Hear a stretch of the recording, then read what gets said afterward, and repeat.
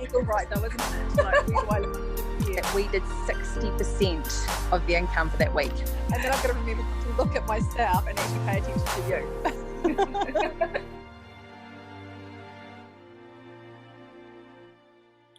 Hey everyone, my name is Amanda Buckingham, the founder of WAI, and basically today we start our WAI chat. So I really wanted to just reach out to some influential stylists and some, sort of people in our industry that we look up to and we can grab inspiration from. So I'd love to introduce Miss Kylie Hayes to our chat today. Welcome, Kylie. Hi, Amanda. How are you? I'm good. I'm going to turn you up. Hopefully you can hear me all right. Yeah, no, you're perfect. Awesome. Now, Kylie is from Mohar in Dunedin, a multi-internationally award-winning salon. Yes, a very strong point to your business. But Kylie, can you just share a little bit about Mohar with us? Who are you? And I think for me, I watch you a lot and I look at your business model that you and Nelson have created. And I think it's really inspiring. And another point I think to cover over this is different ways of running our business going forward. So I'd love if you wouldn't mind to share some insight on your business. I'm more than happy. So Mohar was established in 2006. We had a traditional business model, which was we employed staff. And at the height of things, I think we employed 12 people. And there was one week where Nelson and I were exhausted. We did the end of week takings and we realized that we did 60% of the income for that week between the two of us, and there was 12. So something wasn't quite right in our business. We obviously had non-productive staff. So what we chose to do was actually put everyone onto contract. And then that's when we noticed a huge change. People were a lot more responsible for looking after their clients, because the reality is if they weren't busy, they weren't getting paid. So we took that stress away. We've been doing that for, I think we did that in 2009. So that was quite new, especially for Dunedin. It's been practiced all around the world for a very long time, but people thought we were mad, because the reality is we were paying our staff huge money. Yeah, of course. But I decided that I wanted to profit share with people more so than drive the latest Range Rover. So that was the reality of it all. And that from that business model, I believe that we get a lot more loyalty as well. Yes. Yeah. I think it's a very sustainable business model, and something that I think a lot of salons or stylists, like you say, are concerned about, or don't know about. So I think it's really nice to hear that from you, and the benefits of that, not only for a salon owner but for a stylist as well. And I know for myself over the years, I've also worked on a commission basis or more self-employed, and you are more responsible, but you're also more driven, I think, too. Yeah, I agree. I agree. People take much more care, and they especially at the moment, they're really worried about their clientele. That's the Mohar umbrella. There's a culture that we've created, but ultimately those clients belong to those people to look after. So they're concerned more so than not worrying. If they're on an hourly rate, they get paid regardless. So yes, it's worked really well for us. And I think a lot of freedom for the stylist too, where they can choose come and go. We're probably a little bit too flexible sometimes, because the reality is they actually get to come and go as they please. But there's sometimes where we're like, actually, you have to be there before your client, please. So, I'm the first to admit I'm not a hard ass boss. I treat people the way I want to be treated. I lead by example. I'm more than likely to do the most hours in the salon. So, I don't expect others to do what I'm not prepared to do myself. Yeah. And of course, one of the most amazing things about your salon as well is you provide a beautiful space to work from. So, the stress for the stylist is not there having to, I guess, maintain and grow an aesthetic looking space. Yeah, no, I mean, we're really fortunate. We bought a Masonic Lodge 10 years ago, completely original. Actually, it was your house that we saw in the property press. Do you remember that? Yes. And I was like, Nelson, we need to go and look at this building. I says, I want this to be our home. So it's just under 400 square meters, and we in 2000, I think it's coming up 6 years now. Actually, we actually decided to build a salon from home. So in this stressful time for most business owners, we're very fortunate because we're actually effectively our own landlords in that sense. So we've been very thankful for that. But I mean, I've rented lots of commercial places and spaces, and we've always put the money into maintaining it, doing it up. But at the end of the day, it was never ever ours.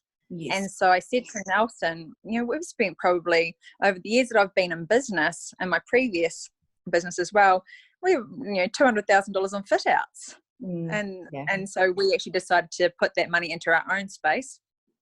So we do have 50 square meters. It's really compact, but it works really well. It can actually house 8 clients at a time. So with the way we've done the 2-storied mezzanine floor. So I love my space, and the clients always say we've got a really beautiful energy. So yeah, it's a win.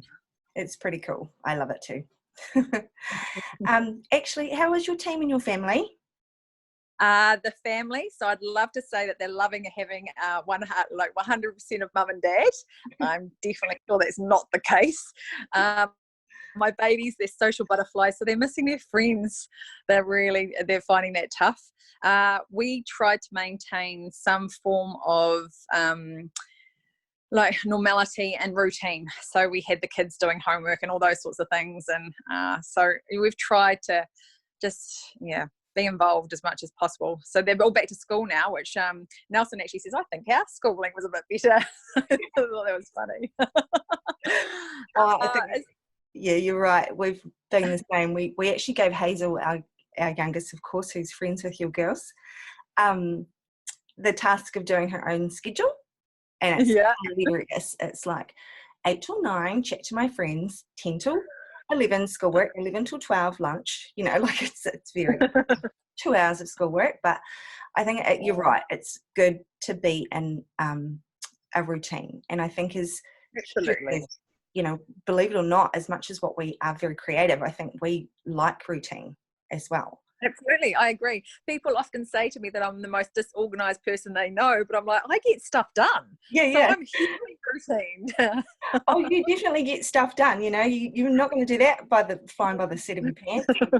Yeah, you're right. But definitely for me, I'm missing the normality of getting up, going to the gym, and all that hard work that last year going to the gym. I'm sure I've piled that weight on back in the month that we've been in lockdown. It's not fair. And lots of home yummy baking. Yeah, dessert every night. Talking about being home, you would have been coming back from Spain right now. Yeah, so my second trip to Spain this year. So I was pretty lucky. I got to go in the first instance. That was when did I go? Was that February? Yeah, I think it was February. And then I was due to go again for Trend Vision. So we were supposed to be going to Sevilla, Spain for a 3-day retreat, but they postponed that. It has been moved to September. We haven't heard anything else as to whether they've actually just cancelled it. So we're all familiar in our industry with the fact that Expo's been cancelled, people out there that have done their collections and spent so much money, time, energy. It's pretty heartbreaking, but the reality is we're all in the same boat. Yeah, absolutely. And I think as myself and my husband are involved on a commercial level with the industry now, and I think that we'll see a big shift into more online and education being brought online. At the moment, we have some pretty cool tools out there that we've been able to watch while we've all been home. But Kylie, do you think that that's something that will potentially grow for our future, is more online education? I think the reality is that the costs are rising in every part of our industry and life. And actually, this is probably a sustainable way to educate. Yeah. Because you don't have the flight costs, the hotels. I mean, you will miss that personal. And I mean, we are a personal business, aren't we? That's what we do. It's an energy transference between us and our clients, and when we learn from someone. So they'll still have to have that. But I believe online education, I think hairdressers are loving looking at themselves on their phones when they're when they're teaching. There's been so much growth and being an influencer, you know, like before this, if someone had said to you, do a video online, you'd be like, oh my God. You know, now you're like, getting the angle right though, isn't it? Like, where do I look the best? Oh, where's the lighting? And then I've got to remember to look at myself and actually pay attention to you. Yeah, habit. Yeah, but we work in front of mirrors all day, every day, so we're used to looking at ourselves. The girls at work hassle me all the time for staring at myself. I believe I don't do that. Well, I don't think you can help it because we stand in a mirror. You know, you sort of notice. We talk to the mirror. We talk to the mirror. That's right. Yeah. So, with obviously being home and working from home, how was your lockdown phase when we were all told to sort of stop and put the scissors down? How did you guys cope? So I am always known as being a little bit, I operate in the grey area when it comes to rules. So when Jacinta said we were allowed to 11:59 PM on that Wednesday, I was working till that time.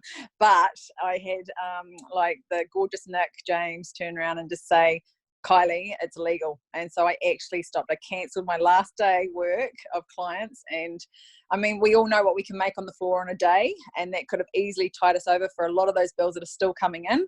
Yeah. And but I just had to accept that everyone else was doing the same thing. So I put my tools down a day earlier than I anticipated, because I was quite happy to work till 11:59 that night.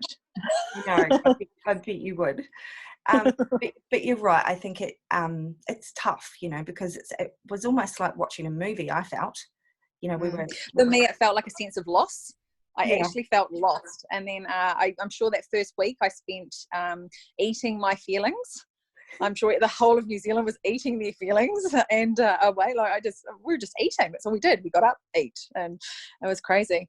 And then the second week, it was like, okay, pull your head in. You know, everyone's in the same boat. We're all going to survive this. We've just got to ride the wave together. So yeah, absolutely. And I think I have seen our industry really come together at this time and share, which is awesome, because I think not so much possibly in the last couple of years, but previously we were quite a close group. You know, it was very tough to reach out to your neighbour and say, I need some help, or what are you doing that could, you know, how can you help me, basically? What can I do better? We would never ask that. And I think it's really opened up. I was excited about that because essentially that's what I love to do now. I love education and I love sharing. And so I think we've now really overcome that wall, that barrier, would you say? Mm. Absolutely. Like years ago, so even say from competitions or education, people wouldn't share their secrets or their how-tos. And the last while, I mean, it's whether you buy into that or not. Like, I love sharing like you do, so I'll tell everyone everything. That's not an issue for me. But you are right, when it comes to business, people aren't really honest with how they're actually coping, what they're doing, and how they're feeling. Because the reality at the end of the day is business is hard. Yeah. And if people actually turn around and tell you that it's not, that it's easy, well, they're lying. Yeah. You work so hard, and then your end of year financials come in, and your accountant says you've made all this money, you've got to pay this huge tax bill. And I'm like, what? Where's the money? So, and the reality is, every year I've been in business since I was 22, and every year I go, where's the money? And my husband points to my wardrobe. I'm like, but I work really hard. Why can't I have that new dress? So, you know, it's one thing that I love is I've got really strong friendships in this industry. Yeah. And so, you know, I have no problems. Like, I was talking to Nick about it the other day, from Nick James from Christchurch, and we are more than happy to sit down and share so much about our businesses, because there's no competition for us whatsoever, is there? We're not in the same city. We're not down the road from one another. So we can actually be very open and honest about things and how to grow each other. So it's about forming like a bit of a buddy system with someone that you really, you identify with them, the way they do things and their aesthetic, and so teaming up and being open. I think so too, which kind of leads me into what have you and Nelson been doing, planning for reopen? I know that's a $1 million question at the moment, and I've just watched the update, and of course Nick James, who is president. No, what do we call Nick? From he's just been nominated. He's doing such a fabulous job. Yeah, he's really lifted. Well, actually, the team. There's not just him. There's the NZRH are really, really strong at the moment. And in the past, it's always been about competitions, but now they're really focused on building people and building businesses and giving us the knowledge that we need in order to survive these sorts of things. So they're doing incredible work, just making us aware, giving us the expectations, and otherwise we'd be all a bit blind. Yeah, absolutely. Actually, I had noticed today, which we will watch tonight, as Nick is doing a question answer session. Which is going to be very valuable for people too. And, there are a lot of members of the NZRH, but there also isn't. And what I think is really positive about this is now those clients that potentially aren't members could see the benefit in what the organisation is doing. Yeah. Growing a strong association. Yeah. That's right. Where we all bind together. Yeah. So what will your go back to work look like, Kylie? Will you, obviously we have regulations, of course, but, have you planned for anything? Have you got any tips that you guys are up to help transition into this? And obviously we will have a backload of clients, and, there's all these things that we think about. So I was thinking about this because Nelson and I are probably slightly different in the way we're handling this. He's very much, there's no point booking people in yet because we don't know, which I totally understand. But I've stretched it out to say that second week in May, and I've started popping people in there. Yes. And he's like, no, there's no point. So we're very different in that sense. But I mean, those people that I've popped in, they know that they will need to be moved if possible. So, or if that's necessary. As far as we fortunately, I actually book my clients from January through to June, then June through to December. That's how I've always done it. So they've actually just missed one rotation of hair. Yes. So my clientele's just going to follow on probably a little bit more seamlessly than Nelson's will, because he doesn't do that. He'll work 80 hours, and I'm like, why did you not spread those people out? And so I mean, we've got one of our stylists is she's very fair in the sense that she's not letting anyone book in that wasn't due. Like it's those ones that have missed out. Yeah. So they're managing their own spaces. So they've all got their own clientele one. Yeah. So they just control that at their own. So the reality is we know our clients best. Yes. Yeah. And they've all got access to Timely, so they can all log in, make adjustments. We've actually, one of the things that we've just done is activated our online booking system. I was always very fearful of doing that. Yes. And so we've done it on a light way where we're doing, say, retouches and haircuts. But when it comes to like extended services, then we have to obviously direct message them or contact them to make sure we've got enough time in the booking system. But it was awesome. The first, I put it up on our social media that you can now book online. We've activated it, and I had 10 appointments. Yeah. Just done within such a short period of time. And I said to Nelson, this was brilliant. So there was always a fear to actually put it up. We did it. And I've just been like blown away at actually how easy it is. So it's a wonderful service. The only thing is that we're going to have to abide by that social distancing. So that's going to be where it's a wee bit tricky. We operate out of a very small space.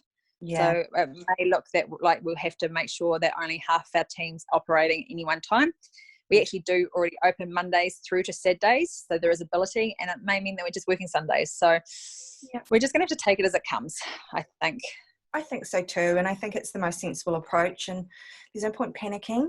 There is no point overdoing that and then having to undo it. I think you're very sensible to step back and look at the bigger picture, and I think rostering is such an important part of that too. And you're right. I'm very fortunate to have a WAI Salon in Arrowtown. We have a very small space, but we are doing the same. So we will look at having half the team on at the start of the week and half the team at the end of the week. And we're working through that as well.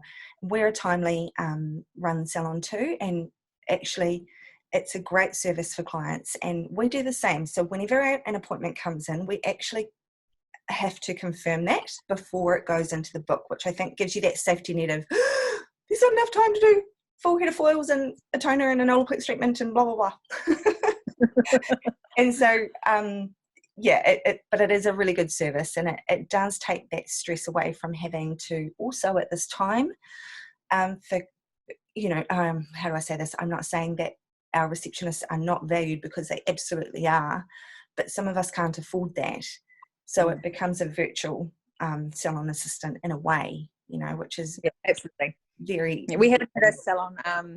We haven't had a full-time salon assistant for like the last, I think, sort of 4 years actually. Yes. But it works really well. Everyone just works together as a team, even though they are contractors and they're individuals under our umbrella. It's a very team based culture. So if someone's running behind, someone actually just jumps in and helps the other person. So we have an assistant for certain times of the day, but not full-time. But it was amazing. Just I don't have to deal with all of these emails, because we had an inquiry button and an inquiry form, and then I would banter with these people, 6 emails, and not even sometimes get a booking. So doing the button, book now, done. Amazing. And I know, Timely, as we know it because we use it, but I know that a lot of other software programs for salons do carry those features as well, and that's probably a plug from me, is to definitely come on board with that type of system. And I think most salon software programs, especially Timely, have very good education with it. It's lovely to understand and really simple, and helps there. So it's pretty cool. I've been doing the Timely boot camp. So every Wednesday night, 8 o'clock, 8 till 9, I've been learning so much about this incredible software system that I was just underutilizing. Yeah, so totally. Group messaging, emailing, all these things, selling online gift vouchers. I was like, wow, there's so much that I have not been. It's one of those things. You either work on your business or in your business. Yeah. And I've always been very much in it. But you've made a really good point. I think this slowdown time, as terrible as it is, has given us time to reflect and look at all those things. I did, I spent some time doing my policies and procedures, and it's not enjoyable. But it was something that was necessary, and I had the time. So it's good to work on the business, and we've got that time to do that. So good point, Kylie. I'll actually put a lot of those things into our little brief at the end as well, because for people that Timely has a great COVID-19 actual just sort of help for anyone, I think, that you can access at the moment. So we'll put that up too. So what's been the most challenging part of being in level 4 for you? To not be able to cut here and colour here. I thought you were going to say shopping. Oh, my online shopping. Oh no. Oh, I'm actually devastated. I've worked so hard my whole entire life to make sure I've never been able to have that feeling of going without, and I'm like, I'm not allowed to shop. So, but I've actually been so proud of my efforts. Good. Yeah. I've been going into the carts, putting them in, and then going, oh, but we can't buy that, so we'll just let it be. Good therapy. Yeah. The reality is that if I was to actually just zoom around my bedroom right now, I don't need any more clothes. Yeah, I know. Most of us can probably say that. In fact, I can say that too. Yeah. I think the reality is we're just in such a more now new fast-paced world, and it's just not necessary. It's actually been quite leveling for a lot of us. Yeah. And I've actually been a wee bit thankful for the slowdown, because I operate on 100 miles an hour. So yes, I missed out on that trip to Spain, but I'd already been to Spain and Sydney within that first month of the year or 2 months of the year, and I was just, and then had to come home and do a photo shoot, and I was like, this is actually madness. It's too much. The expectations you put on yourself, too much. Yes, you're correct. And I think as creatives and being in that industry, we do go from, we just go all the time. We don't often look at input and how we're looking after ourselves, spend time in ourselves, spend time with our families. Often I think, gosh, I haven't done anything but work today, and I think it's really beneficial to be able to go, okay, when we come out of this, can we still put some of those things in place and have some time out and just slow down a bit? I think that's what I'm grateful for, is to try to keep a goal to try and keep those things in place. Yeah, I've been trying to do that for at least 15 years, slow down. It works so much, but it's one of those things when you love what you do, how can you not do it all the time? But Nelson points out to me regularly, I'm sure you love your children more. And I'm like, okay, yes, I do.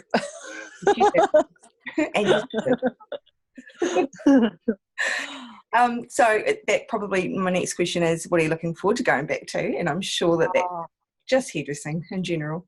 Yeah, just the normality of life, getting up, going to the gym, feeling energized. Like like lots of people are talking about how they're so motivated and they've been doing this and this. I mean, get me wrong, we've actually done a lot. We've painted 90 square meters from top to bottom. Our whole top part of our renovation is finally finished because we've had that painted, because we've had that chance to actually do it. It's been sitting there for ages.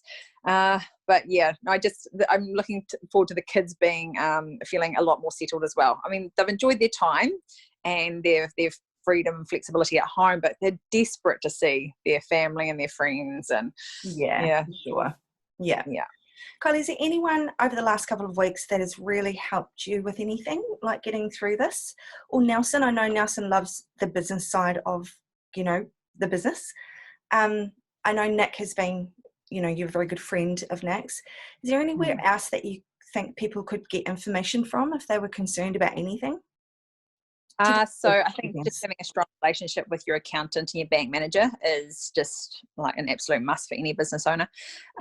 So it's been interesting, actually. I think having this, like you said, you've been able to do your policies and procedures.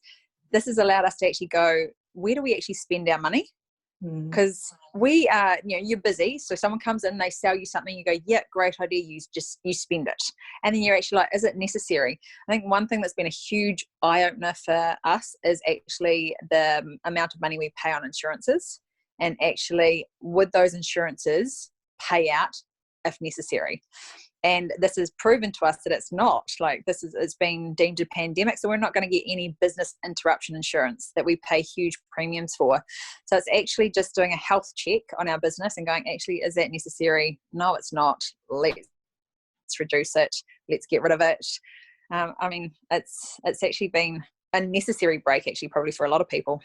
Yeah, that's a really good point. We definitely with all of our businesses, we went through almost like a budget, if you kind of look at it, and just looked at what do we spend our money on, because you're right, you sort of go week by week, month by month, and before you know it, you think, did I spend that much on that?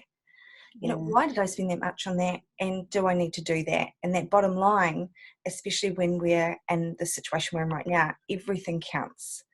So I agree. Look at all your, obviously we have expenses we can't change, but if there are expenses that are a little bit over and above what we actually need, I think that'll be our saving grace to pull everything in so that we can get through this time. Absolutely. Yeah. And as far as, I've just paid a lot of attention to the advice and the guidance of NZRH. So that's incredibly helpful. And then actually just tuning into Jacinda, she's just done a fantastic job actually leading her country. So go to the woman, power to the woman. She's brilliant. We're pretty lucky. Absolutely.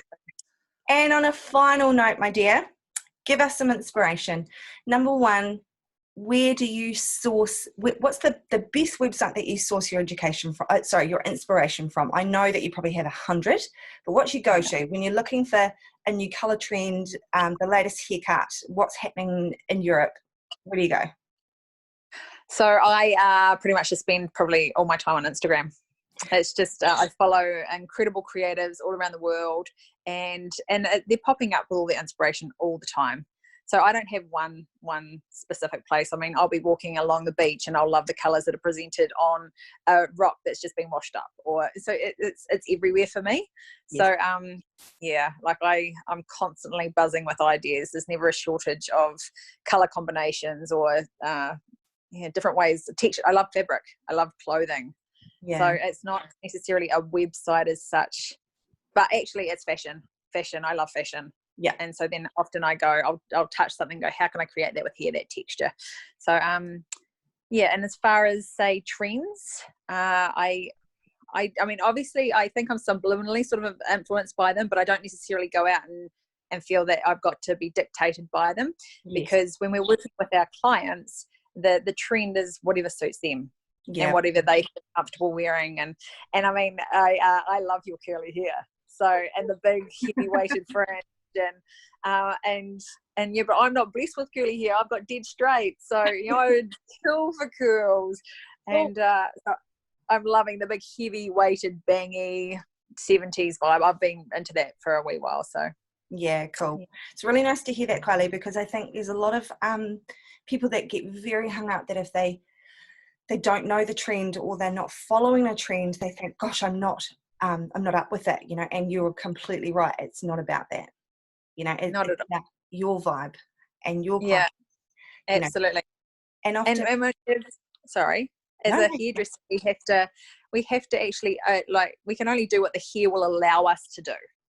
As well. So I always spend my time telling my clients, my guests, that, you know, your hair naturally wants to do this, so we're naturally going to allow it to, because you naturally suit it. Yeah, good. And they're like, instead of fighting it every morning, you know, go with the natural growth of your hair. So I think once we encourage them to love themselves and embrace what they naturally have, like, I'm a huge fan of grey hair. Like, I've got that whole section in the front there is fully grey, and everyone's like, oh, your colour's so beautiful. I'm like, that's my grey. And they're like, but it doesn't look grey. I'm like, natural highlights. So yeah, it's just empowering our guests to feel, you know, really comfortable in their own skin. Yeah, cool. Good advice. Mm-hmm. Thank you. You're welcome. It's been lovely. It's nice to catch up. It's nice to catch up with you too. And I look forward to seeing you in human form, like in the flesh. Oh, that'd be nice. You're doing a great job, Amanda. Oh, my pleasure. It's lovely to get your kind of, you know, perspective on things, and just, again, the whole point of this is to share. So thanks, Kylie. Absolutely. You're most welcome, love. I'll see you soon. Bye. Bye. Yeah.